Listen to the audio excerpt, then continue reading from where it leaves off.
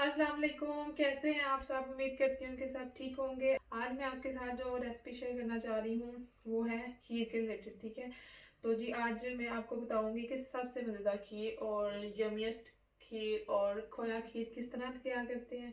जी सबसे पहले हमने 2 लीटर दूध लिया है। ठीक है, तो ये फुल फैट मिल्क है। इसमें वो 2-3 किस्म के दूध आ जाते हैं, स्किम्ड मिल्क भी आता है, दूसरा एक और भी है, लेकिन हमें ये वाला दूध फुल फैट दूध है। जिस तरह आप कोई भी भैंस या गाय का दूध भी इस्तेमाल कर सकते हैं। ठीक है, तो मैं 2 लीटर यूज़ कर रही हूँ, इसलिए मैं 2 टीस्पून 2 टीस्पून मैं बटर यूज़ करूँगी। अनसॉल्टेड बटर है। ठीक है, तो जी अगर आपके पास, अगर आप 1 लीटर दूध का बना रहे हैं तो आप 1 चम्मच यूज़ करेंगे, 1 टीस्पून। अगर आपके पास 3 लीटर है, 4 लीटर, उस लिहाज से आप जो अपनी बटर की क्वांटिटी है ना वो बढ़ाते जाएंगे। ठीक है जी, मैं बर्तन में सबसे पहले डालूंगी बटर डालूंगी, साथ ही मैं जो ये कार्डमम है जी, इलायची पाउडर है। ठीक है, ये मैंने 1/2 टीस्पून इलायची पाउडर लिया है। वो ऐड करने के बाद मैं उसमें मिल्क ऐड कर दूंगी। और ये जो चावल 1 घंटा पहले भिगो के रखे हुए थे, उसका पानी छान के मैंने हाथों के साथ इस चावलों को अच्छे से मसल लिया है। ये आप देख सकते हैं कि चावल कितने छोटे छोटे हो चुके हैं।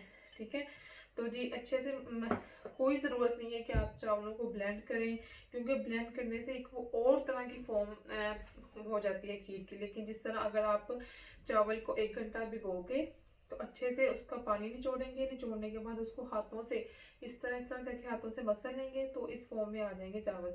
तो जी ये मैंने चावल लिए हैं। अगर आपके पास तो 1 लीटर दूध है ना, तो आपने 1 टेबल स्पून भर के चावल के लेने हैं। ठीक है, तो मेरे पास 2 लीटर दूध है, तो मैंने 6 चम्मच लिया है। ठीक है, अगर आपके पास 5 लीटर दूध है तो उस लिहाज से आप अपनी जो क्वांटिटी है ना वो उसकी बढ़ाते जाएंगे।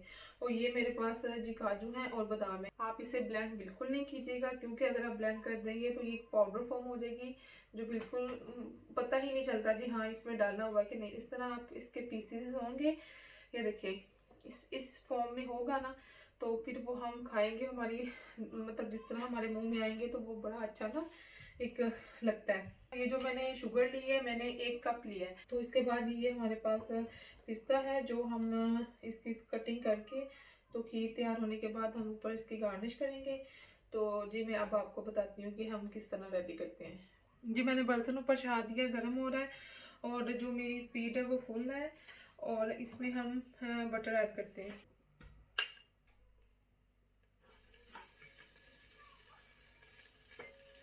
अब साथ ही हम इसमें जो हमारे इलायची पाउडर है 1/2 टीस्पून, वो मैं ऐड करती हूँ।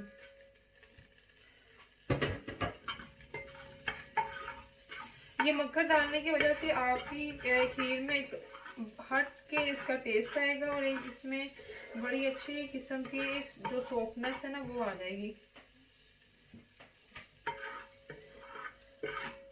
आपने पहले भी खीर ट्राई की होगी, लेकिन अगर आप इस तरीके से अगर खीर को तैयार करते हैं तो देखिएगा आपका, तो आप देखेंगे कि आपके खीर का जायका कितना हटके है, कितना मज़े का है, बहुत अच्छा टेस्ट होगा। जी हमारी इलायची पाउडर भी हल्की सी भून चुकी है, हम इसमें दूध ऐड करते हैं।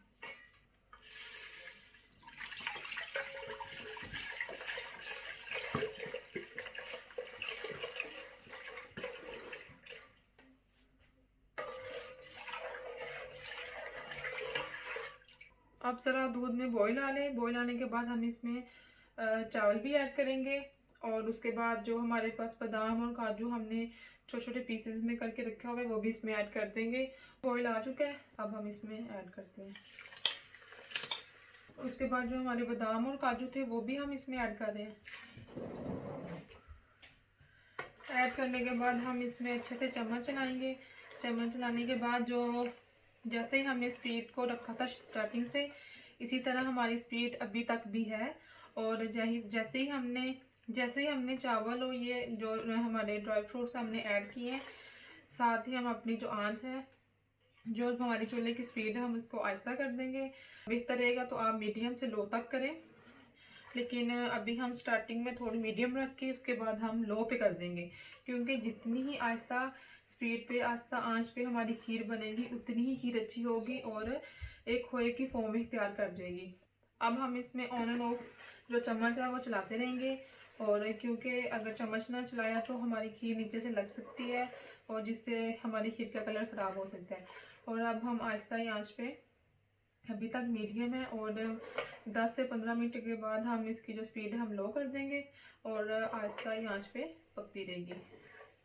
जैसा कि आप देख सकते हैं जो हमारी खीर है ऑलमोस्ट डन होने वाली है। अभी मैंने इसमें शुगर ऐड नहीं की, शुगर हम बिल्कुल लास्ट पे जाके ऐड करेंगे, ठीक है। अभी ये देखिए, आप देख सकते हैं इसका कलर चेंज होना शुरू हो रहा है।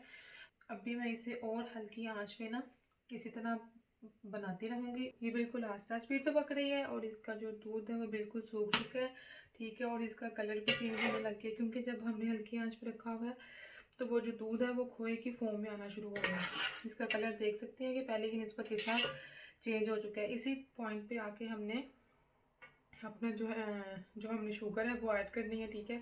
अगर कुछ लोग चाहते हैं कि हमने गाजर वाली खीर खानी है, तो वो जिस टाइम हमने चावल और वो बादाम और काजू डालने हैं, उसी टाइम में वो जो गाजर है ना वो डाल के तो उसे साथ साथ पकाते रहें। जिस तरह देखिए सारे चावल इसमें मिक्स हो चुके हैं, इसी तरह जो गाजर हम डालेंगे वो भी इसमें मिक्स हो जाएगी, लेकिन उसका जो कलर है ना वो उसके साथ ढलेगा और उसका भी बड़ा अच्छा कलर हो जाएगा। लेकिन ये देखिए इसका भी बहुत अच्छा कलर लग रहा है। तो अब हम इसमें शुगर ऐड करते हैं। जब हम शुगर ऐड करते हैं तो थोड़ा सा पानी हमें महसूस होता है, जिस तरह शुगर मेल्ट होना शुरू होती है तो एक पानी सी फॉर्म, पानी जैसी फॉर्म बन जाती है। तो अब हम वो वाला पानी ट्राई करेंगे और इसको और तकरीबन 10 से 15 मिनट पकाएंगे ताकि इसका और अच्छा कलर आ जाए। मैंने शुगर डालने के बाद इसे फिर स्लो आंच पे ही, स्लो स्पीड पे ही मैंने इसे 15 से 20 मिनट के लिए चूल्हे पे रखा है। और उसके बाद जी अब हम इसे चूल्हे से उतार लेते हैं। जी हमारी खीर रेडी हो चुकी है, हमने डिश आउट कर ली है। जैसा कि आप देख सकते हैं, देखें इसका माशाल्लाह कलर कितना अच्छा आया और पिस्ता से वो कितना इसका कलर अच्छा लग रहा है ना।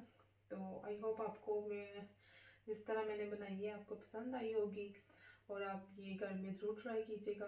और अगर आपको अच्छी लगी तो कमेंट सेक्शन में जाके मुझे बताइएगा कि आपने बनाई और आपको अच्छी लगी। और उसके बाद जी सब्सक्राइब भी कर दें प्लीज़ और बेल आइकन पे हिट कर दें, और ताकि नेक्स्ट वीडियो आपको शो हो सके। और इसके साथ ही मुझे इजाज़त दें। Thank you so much.